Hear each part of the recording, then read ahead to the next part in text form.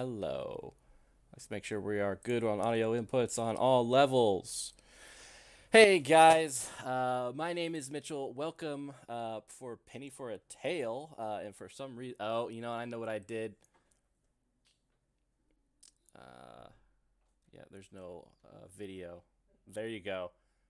Thank you, Rilo Seeker. That's what I get for trying to put my video in a nice little box so I can see both the questions and the people. So that's my fault. Everyone, welcome. Penny for a Tale. My name is Mitchell. We have an awesome guest today. We have Christopher Peter, who is a game designer for Fight Second Edition. If you haven't yet, check our actual play Tuesday, where we had as much fun and played around with the rules as possible. But it was a lot of fun, and definitely check that out if you kind of want a taste of what it's like to play the game, and it's a hoot, in my opinion. Let's get right into it. But first, Christopher, why don't you introduce yourself? Sure. Plug anything you want. This is your All right. stage. I'm Christopher Peter. I am the lead game designer for Divine Madness Press. Lead game designer is a fancy way of saying I'm basically a one-man operation. Fight Second Edition is really the work of two people. I can get back to that later, but um, and this is the only thing I'm plugging right now is the second edition Kickstarter. I think it's worth noting that at the time of this interview, we are $240 away from funding. So, I'm feeling pretty good about this interview. Maybe this is going to be the magic that just pushes us over that mark. I apologize that my voice is not as strong as it could be right now. I got a cold, but I'll fight my way through this. Um, I'm old. I've been gaming for a very long time. I've been around since the beginning of the hobby, and I have had the benefit of having a consistent gaming group meeting on a weekly basis for literally decades. So that's a great blessing. My favorite genre of RPGs, aside from this, of course, are supers, which I think that there's a lot of cross DNA there with Fight. Um, but I'll play just about anything. Yeah. Awesome. So for those interested in helping them get to that final funding that they want, I've put the Kickstarter on the chat. So for anyone watching, you'll see it. If you're watching on YouTube's, it'll be right in the details section. Please, please, please, I've pledged to it. It's going to be an amazing time. It's going to be great. Um, oh, uh, so Rilo has a question for Sure. you, Christopher's. He says, "What is Christopher's Super's history?" He loves that genre and would like to know what Oh, inspired the uses. oh, sure. Okay. I started in 1981 with Champions, first edition, and I played Champions on and off with only a few breaks through about 2005. That was one campaign world, and then I kind of got sick of it. But that was 24 years, so that's a good amount of time. And I've tried a lot since then. My current Supers campaign is actually using the advanced box set of Marvel superheroes. That's 1989, and it's going really well. But I mean, I love the character creation in Mutants and Masterminds third edition. I wish it wasn't the case, but I find the game not exciting to play. It is man, I like so much about it, but the game is just not that exciting to play. I tried icons. There's a lot I like about icons, but there wasn't enough granularity for that. I got a lot of gamist players, which definitely affects my own designs. Um, but I've tried out a lot of other stuff. Villains and Vigilantes is kind of fun. Um, which, Capes, Cowls, and Villains Foul is a not very often played game that I think has some pretty cool ideas in it. I like Bash. I played that one as well. Um, Super's Red I wasn't as impressed by. And here's where sometimes people might strongly disagree with me. I have tried Marvel heroic role playing several times. It is not for me. Yeah, chat basically agrees with your take on Mutants and Masterminds. Character creation good, gameplay not so much. That is Rilo. He already likes you, so awesome stuff. Good to know. Good to know. Yeah, Thanks. I mean, it sounds like a lot of your career, in terms of game wise, has been focused on kind of like these superhero type games. Yes. Is there a reason for that, and how does that kind of, I guess, shade what you've made with Fight? Okay. Um, well, why? I mean, I'm not sure there's any sort of deep philosophical reason why. I mean, since I was a child, I've loved comic books, and I mean, we all know, all of us nerds know that there is no better time to be a comic book fan than right now. Even if you hate what Marvel and DC are doing, you can just have conversations about superheroes, and Mm-hmm. you'll find people who can talk with you. So I think that was really it. So to get a chance to do a superhero role playing game was like just great. I can make my own heroes. That's awesome. So that's always informed it. But um, I think I've always appreciated the larger than life characters. Um, I think it's telling that I like D&D Fourth Edition, which Ooh. is definitely a super heroic fantasy, you know. And I've also definitely have I'm partial to modern games, modern settings in Mm-hmm. general. I've played loads of D&D, but if I have a choice, I'm going to choose a modern setting. Nice. How that's affected fight. I don't think the fighting game genre is really all that different from superheroes. I mean, you got very distinctive characters who are one of a kind. They have bold names. They have unusual costume designs. They have superpowers. They are the movers and shakers of their world. It's just that there's a high focus on martial arts. Mm-hmm. I consider, in some ways, Fight to be a superhero game. Yeah, I mean, if if you're there Tuesday, anyone watching, we definitely took it full superhero with the Exactly. yeah, My Hero Academia setting. So Rilo actually says he also enjoys D&D Fourth Edition. I enjoyed it for its tactical aspects, and enjoyed it as my first tabletop role playing game that I Wow. ever played back Wow. in 2012. I have my character sheet somewhere in my area here for. All 8 pages of it. Yep. It's just like a booklet of different powers that I had. But yeah, it definitely, in 4E, more so than, and my experience is limited because I've only played fourth and fifth in terms of D&D games. Yeah. But it's definitely the game where you could go into any fight, and it was going to be epic. You were not going to go down without a incredible fight. And Uh, generally, we didn't mind the fact that mhm, an hour long was a short fight. That mhm, we were okay with that, at yeah. least for a while. Likewise, yeah. So yeah, all three of us, 4E fans. Woo! You don't see many of them. um, so I would ask, did you start off as a fighting game enthusiast, or do you consider yourself a fighting game enthusiast, or more so just superhero to kind of this more action-packed role-playing game? No, I'm definitely a fighting game enthusiast, and in fact, I have what was the DMGs? It was an Appendix N that had all of the old school swords and sorcery stuff back in first edition. Well, anyway, Fight has a similar one that lists all of the fighting game series that I played in order to do the research for it, and it's a long list. Um, I remember that list. I remember looking through it, and I'm like, surely not. the really interesting thing about that list is I don't want to speak out of turn, but I am pretty sure that I own every single thing on that list. Still, I'm a bit of a hoarder. So yeah, I'm definitely a fighting game fan. And the way I became one was in the '90s, which was definitely the heyday of fighting games.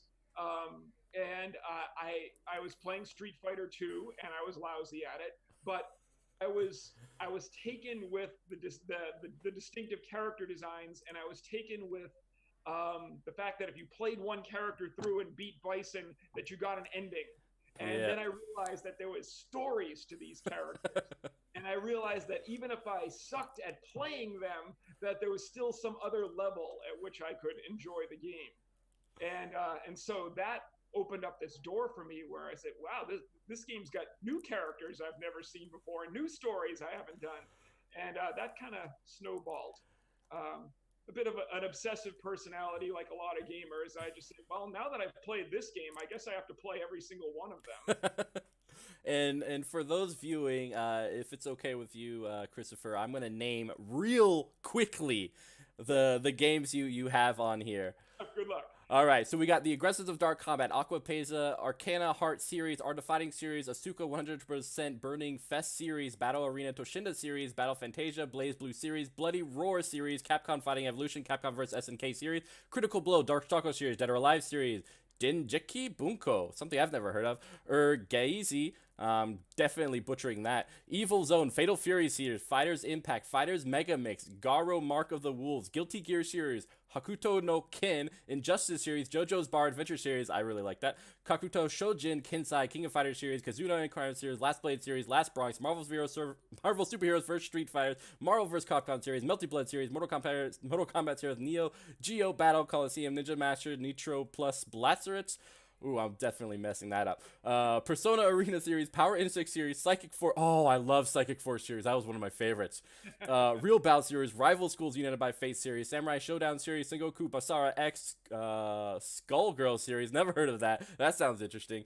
Soul Blade / Soul Calibur series. That's one of my favorites. Dark Gladiator series, Street Fighter series, SVC Chaos, Tao Fang, Tekken series, Tobal series, Under Night series, Virtua Fighter series, and World Hero series. And then they have other ones, but I'm tired. That's wow. That's a good job. I butchered everything. Ergites was the one that you stumbled on there. I was like, what is this? That's interesting. There was a Garu fighting game. It was that. No, not werewolf. Okay, okay. That was one of the later additions to the Fatal Fury series. Love Fatal Fury. Terry Bogard is the lone wolf. So out of all of those, yeah, which ones are like your top three? My top three. All right. The first two are pretty easy. I got to figure out what the third is. So the first by far is King of Fighters. I find King of Fighters the best in terms of story. Mm-hmm. I'm not going to qualify that. It is the best in terms of story. And then second, Street Fighter, just because, well, it's Street Fighter. Yeah. And the rest of it would really happen if it wasn't for Street Fighter. When it comes to the third, that's a little trickier because I now want to lump a lot of the SNK games with King of Fighters. So like Fatal Fury and stuff. I mean, they're all kind of attached to it. Yeah. So I guess I would have to probably go with Guilty Gear. Guilty Gear? Yeah. Nice. Those watching, feel free to post some of your favorite ones. Yeah. So you said Fight Second Edition was kind of just made solely by you. You did mention that there was someone else helping you, but pretty much it's a one-man show. When did you first have the idea of making a fighting game into a role-playing game? When did you first look at that mountain and say, I want to climb it? 1996. I was playing Street Fighter 2, and if you go back to 96, I think it might have been 95, but I know I started in 96. That's when White Wolf's Street Fighter RPG came out. Ooh. And I read that, and I was foolish enough back then to think that the stuff that was contained in that was actually the canon story of those characters. It's terrible, but we played the crap out of that game. But it didn't take long for me to realize there's all sorts of other things I'd like to do with this game that I can't. So I originally started Fight as a response, a sort of advanced version of White Wolf Street Fighter. but it rapidly became its own thing.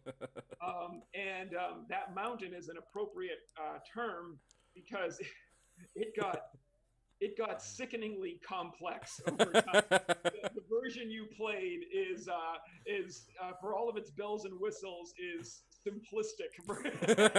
Oh my.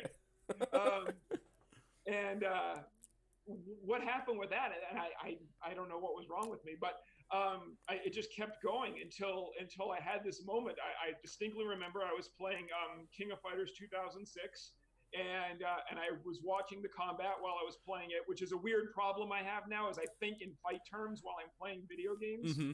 which is both cool and distracting at the same time.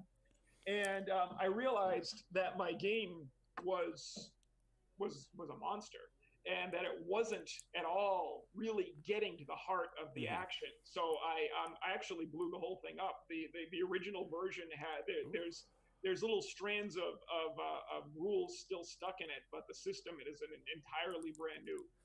Ooh. And not the second edition. The version that was published in Yeah. 2009 was the entirely different version. But this has been my thing for since '96, that I have wanted to get this done. Um, the other person that we mentioned there is Aleo Morello, is my co-designer on this one. And I've said it a couple of times in other places that if you're looking at second edition and you're familiar with first, and you see something that makes you go, "That's a really good change or a really good addition," it's probably Aleo. And he and I have a really cool relationship because we've been working on this pretty steadily for about 3 years now. We've known each other for about 9 years. We've never met. Oh wow. Not He, never like face to face? never face to face.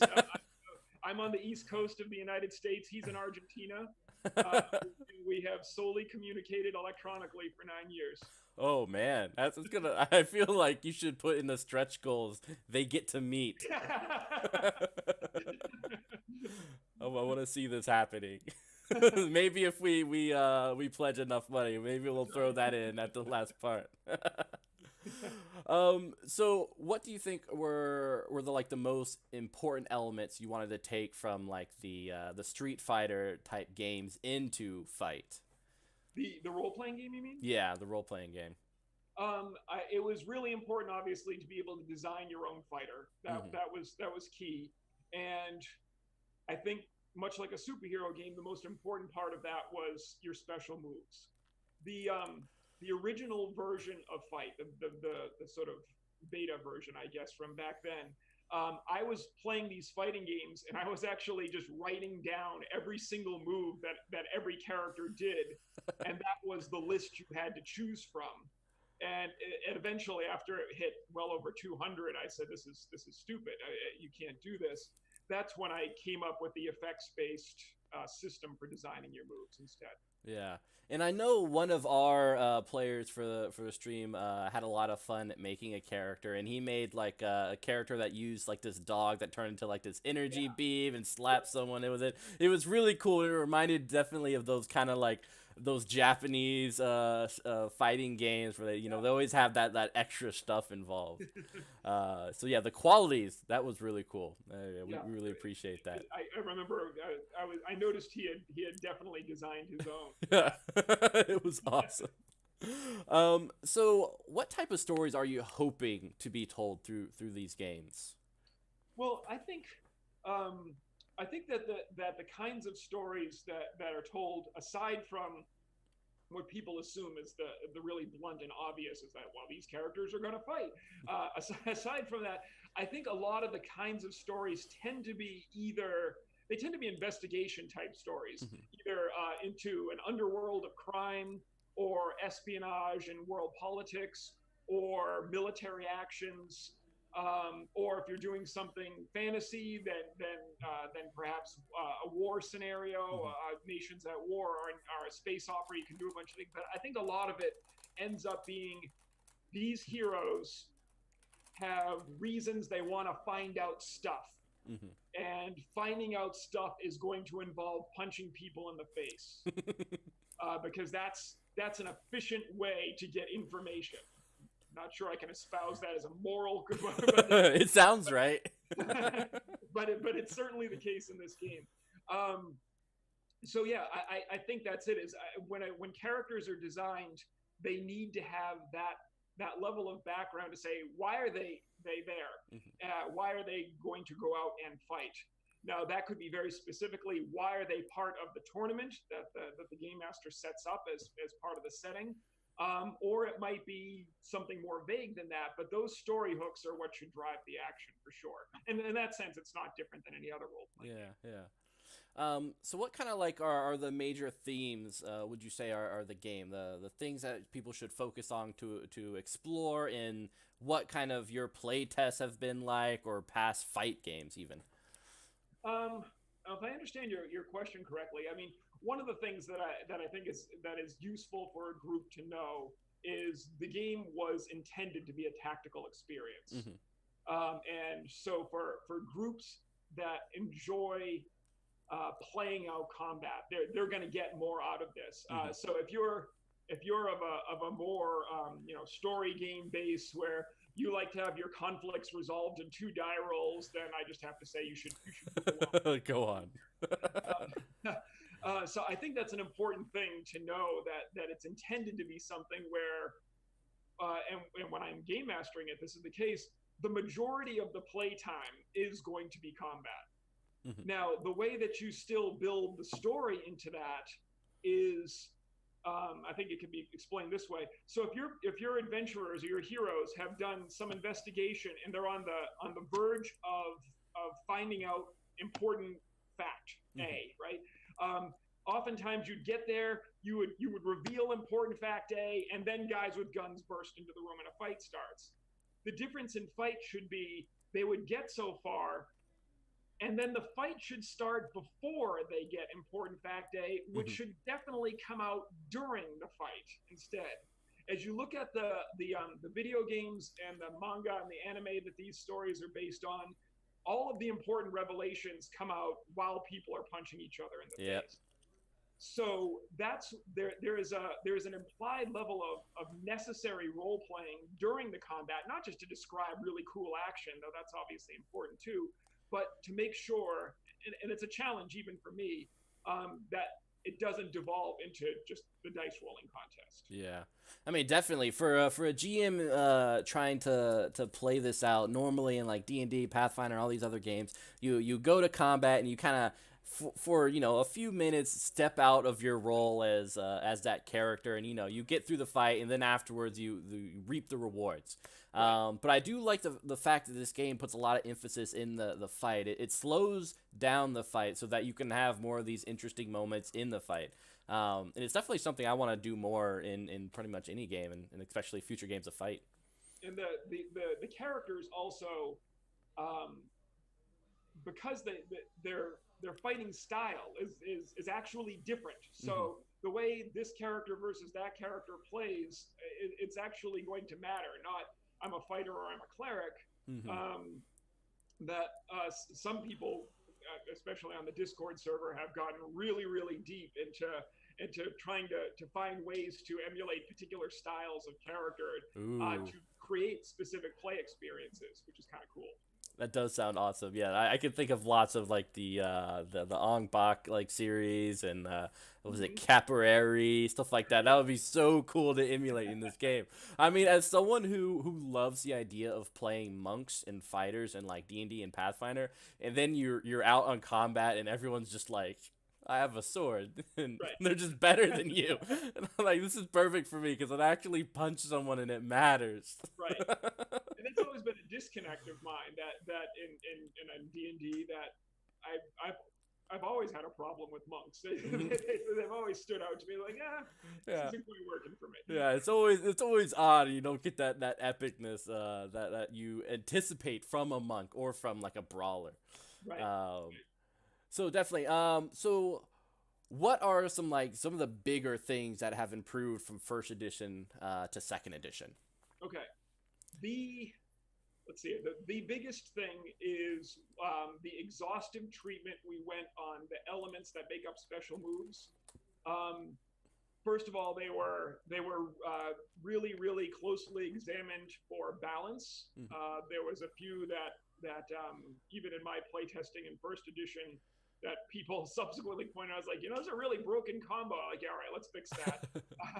So that was a big one. But the other thing that was not a balance issue, it was just a lack of clarity, is sometimes if you put this special move up against this special move, or you put these two special moves in a combo together, how do the pieces work? How do you prioritize the different pieces? So what Aleo came up with was a series of keywords to use for moves, so that there was a common language Mm-hmm. for how the moves work, and then we processed that through the entire system, and so that there's a consistency in language of how things work. That was a big step.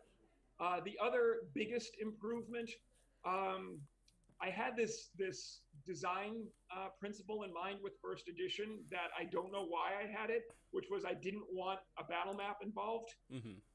Um, so the problem was, without a battle map, any rules in which multiple combatants were fighting at the same time became complicated. Mm-hmm. And at the time, I didn't really think about the fact that in a role-playing group, that might be a problem. Three people weren't going to be excited to sit around for an hour while someone has their duel. Yeah. So I just embraced the fact that if you have multiple combatants, put out a battle map and have them go at it, which not only simplified things but created for Aleo and I, it created these new opportunities to see exciting new combat things that could happen when people are interacting with each other. Yeah. That if character A punches character B and knocks him back, that gets in the way of character C, who now can't do what he planned to do, and a little bit more of that D&D 4 kind of feel again. And that was we really wanted to make sure that groups could be playing at the same time. That sounds awesome. And I guess the third thing was that there was some qualities. I just posted those in the update today. Yeah, I saw. that some of them were really very much GM fiat. Like, you have a cool weapon. What does it do? Whatever the GM allows you to do. And I wanted to put some guidelines as to how this should work. Yeah. So that you don't feel like you've wasted something. I would say those are my big three. Excellent. So you got Fight Second Edition closing up its Kickstarter in about 6 days. What happens next? Are there any thoughts on supplements after this game? I know you have a long road to kind of complete the core rule book, but are you thinking up ahead? There's any supplements, extra moves? There's actually a lot. So a couple of things right away. There's 2 stretch goals that I would love to meet. I'm not sure we're going to get there, but so those are still going to be on the table as things that we would like to develop. The special moves PDF and the button mashers edition of the rules. But there's 1, 2, 3, at least. Actually, now that I think about it, let me bounce off 5 other things that are in the works here. Ooh. People have asked for a small supplement to emulate Smash Brothers. I will alienate some people here by saying I'm not a Smash Brothers guy. It's not my thing, but I know it's a lot of people's thing. So, and people have said, how would you do Smash Brothers in Fight? We'll make Smash Brothers for Fight. Another small one that's more, I might actually just put this in the core, some guidelines about how to do boss fights. You experienced this a couple of nights ago about the difficulties it is in doing a boss fight. One of the ways you handled it, intentionally or not, was there were certain rules you just passed over. Yeah. And that worked. And so I want to codify that in some way. But those are 2 small things. The larger things. We have a setting that someone has designed. It's a web comic that's out right now called God's Blood. Check it out. And Nice. He's already done all the character design. He's got a great background, so we're going to put that together as a setting supplement. there's going to be a round 3, whether we call it round 3 or not. There will be a round 3, which will have all sorts of new options based on some of the newest things that have happened in fighting video games. So those are emulatable as well. And if you are familiar with Level 99 Games, Battlecon: The World of Indies, it's a board game. It's a competitive fighting board game, and they have a very rich world. And we have the license to be able to put out a supplement for Fight for all of those characters as well. Nice. So those are all the things that are actually on the table, and that's not even getting into a couple of wishful thinkings of mine. I'd like to hit up Rooster Teeth and see if they would be interested in a Ruby book, but that would be amazing. That would be a dream of mine to be able to do that. if anyone ever sees Rooster Teeth just out at a con, send them the link and let's get them contacted, because that would be amazing. And I can't believe I skipped off on that, because if I would have thought of that, I think I would have made Tuesday's game in the Ruby setting. Cool. It would have been, yeah, it's one of my favorites. The way they do action is just amazing. Yes, I agree. So awesome stuff. So people watching, make sure you pledge so we can get these hopeful dreams and make them a reality. All of the material is there. Some of the design work is even there. We just need time and resources. That's all. So first off, what is your favorite fighting combo in any of these fighting games? Does it help that I'm really lousy at combos? I mean, if you can make a combo, you're better than me. I couldn't answer that well. I will tell you my favorite spam combo to do is Terry Bogard from the various SNK games. He is my main for sure, and I will do burn knuckle until I can get someone into the corner. And then I will repeat burn knuckle and sweep kicks over and over again until they get, that doesn't quite count, but that's definitely the thing that I probably do most often. I don't have a problem spamming out moves. yeah. If you're ever facing me in Street Fighter, I'm just gonna be playing Ryu and Ken and just like Shidoiken the whole time. My sons will watch me play, and they're like, "Daddy, stop spamming moves. I know I'm winning." Yeah, if it wins, it wins. That's right. However, in the fight role-playing game, you do not get glory for spamming moves. Yep. You get glory for combos and variety, but not for spamming. Yeah, and I do like the mechanic of glory, and it's something I wish we explored a little bit more in the Tuesday play, as you kind of level up with all this attention, and it really emphasizes the important things of the fight. Yeah. So it's good enough going on. Yeah, I had a couple people like look at the quick start, and like right before they kept reading it over and over again, and they're like, "So how do I play this game?" And I'm like, we'll be fine. I'll just let you know. We'll be great." But I definitely saw one individual in our chat who was super interested in the game, and I hope they can pledge. And there's a lot of people like the fact that this game has a lot of emphasis on the kind of like the mechanics of a fight. I know for me, I'm a person who enjoys kind of like the light as well as the heavy. The reason I enjoy the heavy is because the fight kind of makes more of a mechanical difference. And so seeing like especially Walt, the guy who made his own character, seeing him make his own character and have these different moves and different things that he can do was really cool. And I mean, the first like week was me just reading through character creation and thinking about all the characters I would make. and I gotta say something to your credit, Mitchell, that given the fact that you had a week to go from 0 to running that on Tuesday, you did a commendable job, even with the mistakes you did make. That was something.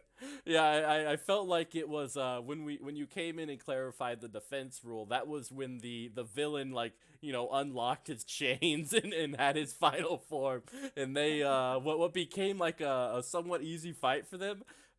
I almost got them at the end. So that was a lot of fun, and I love the idea of a boss fight. I'm really interested in kind of what you're gonna do to kind of codify the rules of a Yeah, boss fight. yeah. That's definitely something I'm really excited about. I mean, Um, I'll tell you for my part, when I've done boss fights, I the easier way out for me is that I've always made sure the boss had a lot of minions around, so mhm. that I didn't have to worry as much about four PCs ganging up on the boss. Yeah, yeah, definitely. Just like bam. Yeah, it reminded me of the fight in one of the Street Fighter movies where Kid and Ryu are going up against oh man, that who's the boss? Who's the boss? And Bison. Yeah, Bison, and they're both tag teaming, and it's a lot of cool stuff.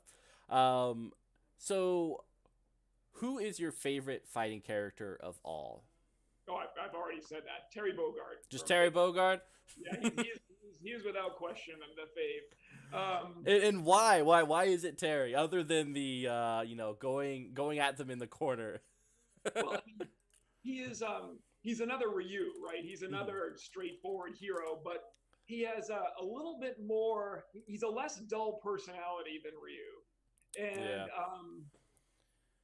and he's just different. I mean, in a lot of ways, his moves are just variations of a Shoto clone as well. But there's just enough variety to what he does that I like him better. I like his character design better. I like his vocal bits better, and the fact that I'm pretty decent with him doesn't Yeah. hurt. I know he's always been a character I've always wanted to cosplay as. Just, the tank top, the cool jacket, Yeah. the gloves. He just seems like, while Rin and Ryu and Ken are just very like wearing the key Yeah. G's and everything. This guy looks like he's ready to fight at any time. Right. And he's also the person I'm best at in Fatal Fury. There you go. All right. So that's all the questions I have for you. Do you have anything you wanna talk about or say concerning your game? Oh gosh, you didn't prep me for I that. know the ultimate question. This is the boss fight. um, well, I mean, I want to take the opportunity for anybody who's tuned in here to thank them for not only for tuning in tonight, but for any support that they've had for the Kickstarter. Um, it is it's very exciting to see this come to light. I am really, really excited to work with Roy Sutherland, who's the artist, since that's the majority of what this money is to pay him to make the book really, really pretty. And you saw his stuff. It's really no way. He's done work for Image and Udon, so that I'm really looking forward to working with him. Excuse me. But also, as we talked about earlier, getting second edition up off the ground opens up new doors for all sorts of other stuff for fight. And since you're giving me the opportunity to do so, there is one other completely non-fight related game design that I have also been working on during the time in which there was a lull before getting the Kickstarter ready and fight was done, but I wasn't ready to start gearing up to raise money. So I had some time, and I've got a lot of notes for a kaiju RPG. Uh, Ooh. and and I have an idea for something that I haven't seen so far in kaiju RPGs, which is one where it's on a human scale rather than the kaiju scale, but that they are actually trying to deal with the kaiju as disaster problem. Hmm. But still with some rules for giant monsters punching Yeah. each other in the face. Awesome. So that's also on the sketch pad to work on as well. Ooh, so maybe like another Kickstarter or Yeah, it's only barely started playtesting, so we're a ways off from that. And I know people are going to want to see fight stuff before I can get to that. So I think it might be a bit of a vanity project for a little while, but I did want to throw it out there to see what people think of the idea. So you've kind of interacted with the Discord channel with your fans for Fight for a good while now. Yeah. Do you think you could make a better character than most of them? Nope. No.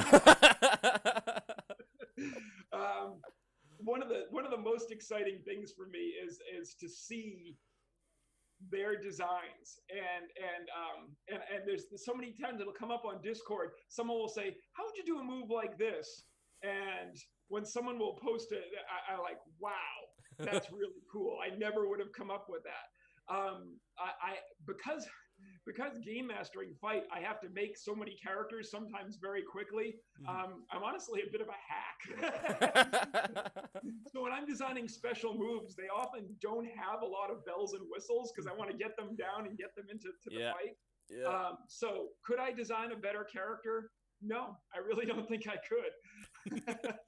And do you think maybe one day we could have a Street Fighter or just fighter tournament? Just having all the players kind of this little bracket to see who makes and fights in the best way possible. Oh, absolutely. That's already been done. That has? Yeah, the pre-release of first edition, that was the way I introduced people to it. We actually did a tournament. Oh, that sounds awesome. I thought I had a great idea there. So The biggest challenge for that, because I would be down for it anytime. The biggest challenge for it is, on in an online basis is trying to figure out the easiest way to run the combat, because play by post is an utter nightmare for this sort of thing, unless you wanted each fight to take 8 months. So you would need either an active Discord or maybe Roll20 or something where you could actually be online during the fight live.